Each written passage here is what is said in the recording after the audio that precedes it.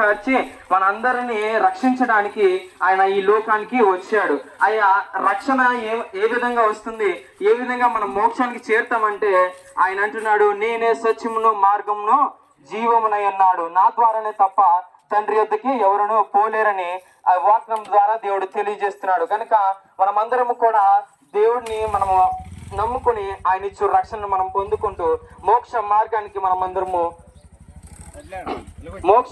మనము చేరుకోవాలని ఈ కొద్ది మాటలు దేవుడు మనందరి వెనుకల్లో దీవించును గాక.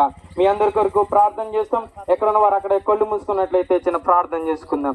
మమ్మల్ని మిక్కులుగా ప్రేమించిన మా ప్రియ పరలోకపు తండ్రి, అయా నీకే వందనాలు. ఇక నాని తండ్రి, యొక్క సమయంలో నీ యొక్క మాటలు విన్న బిడ్డలందరినీ తండ్రి దీవించండి, ఆశీర్వదించండి. వాడి పాడి పంటలను దీవించండి, ఆశీర్వదించండి. వారి జ్ఞాపకం చేసుకోండి. అయా నీకే వందనాలు. ఈ మాటలు విని తండ్రి వారి హృదయాల్లో తండ్రి మీ మాటలు మేము వ్యధజల్లుచుండగా తండ్రి మీరే కృప చూపించి నడిపించమని, సమస్తము తండ్రి నీ యొక్క మేలులతో నింపమని నజరేయుడైన యేసుక్రీస్తు నామములో నా ప్రార్థన అడిగి పొందుకొనుచున్నాం మా పరమ తండ్రి. ఆమేన్.